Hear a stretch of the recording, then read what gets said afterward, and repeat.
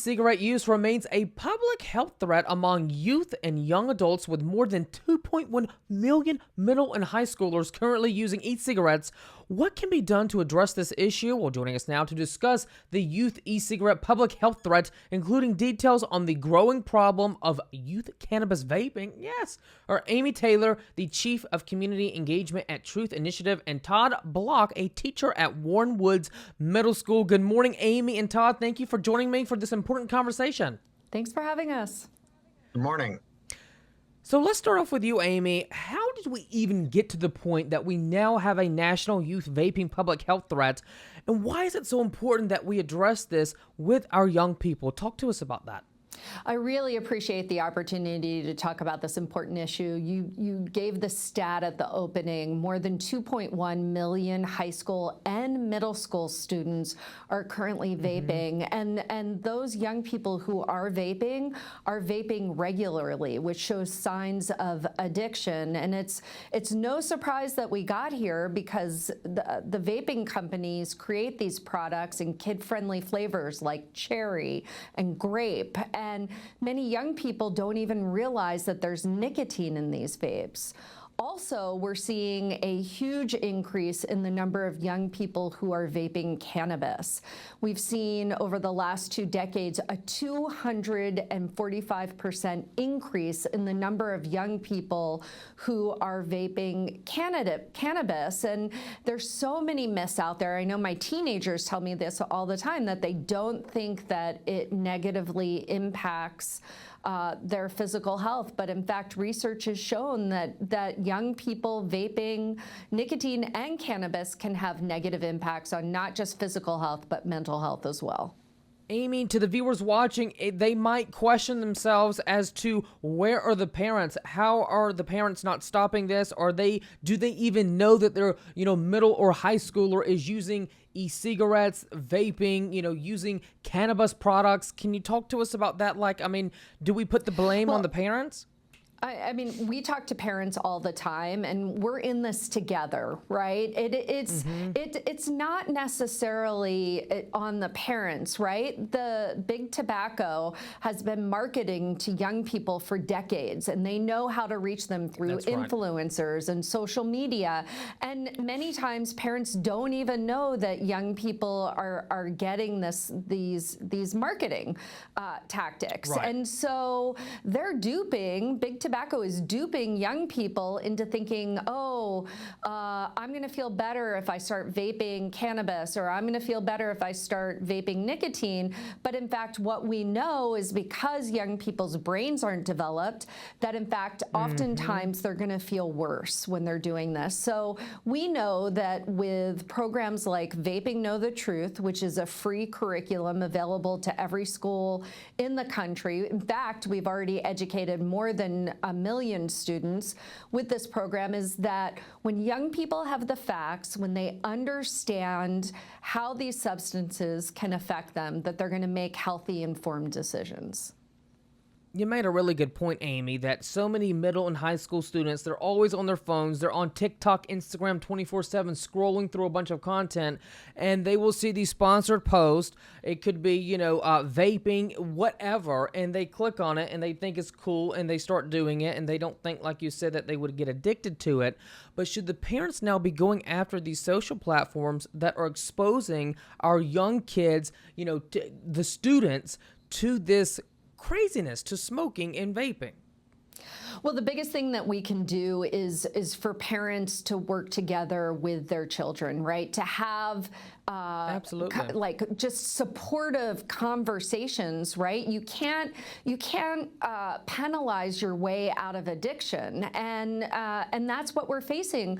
Many young people have started vaping and they didn't even know that they could get addicted. So the first step is really for parents to have supportive conversations, and the next step is for parents to talk to school administrators and teachers like Todd, who can help ensure that our free curriculum is available to every student in the country. And let's come to you, Todd. You are a middle school teacher. So what has been your experience now with the use of the Vaping Know the Truth curriculum? How has it helped you and your students? The curriculum has really been eye-opening as an instructor. Before I started using it, I thought smoking was a done deal. You don't see people smoking cigarettes anymore, but e-cigarettes and vaping have sort of become a really big issue.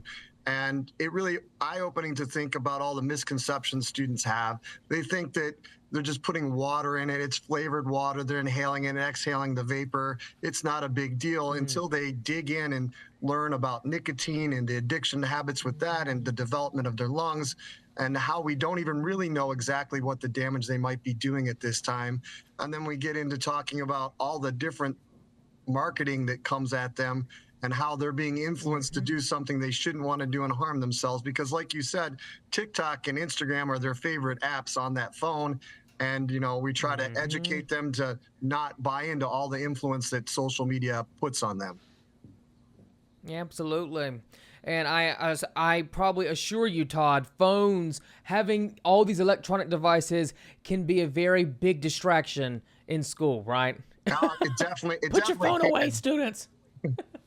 Definitely can. It's their number one thing. They just can't. It's almost like if you took it away from them, they lose their hand. So.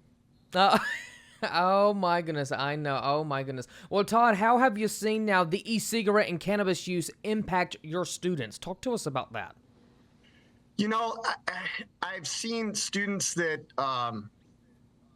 try to get out of class every hour to go to the bathroom, and they are focused on their addiction and not on their work. And I've had a e-cigarette just dropped on my floor randomly, and it definitely is happening in places, and it's really hard to control because it's not like the traditional cigarette where you could smell it and left a sign.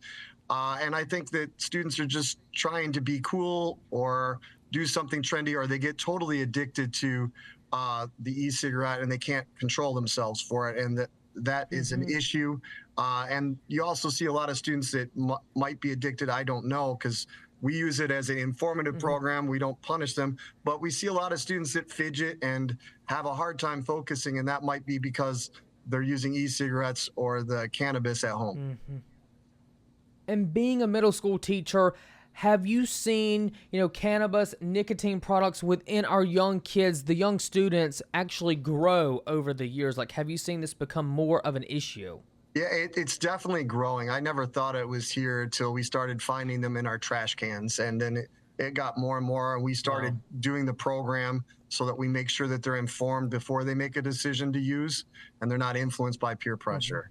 And as I mentioned, Todd, you are teaching the Vaping Know the Truth curriculum. Have some of the middle schoolers come up to you and said, thank you so much for talking to me about this, because this is really helping me within my addiction or me using, cannabis or nicotine products? I haven't had anybody say helping my addiction, but I have heard students say, ooh, gross, I don't think I ever want to touch one of those again, which implied they had. And some students have said, wow, I didn't know that. They're definitely influenced. I mean, they do share a lot, but so there's a lot of, ooh, gross, I don't like that. Man, I didn't know that. They're definitely misinformed. So it's really eye-opening to all of them. And it's great to get the knowledge out there even before they try it and get addicted, because, fighting addiction is very hard. It's great to inform them ahead of time so they make an informed decision.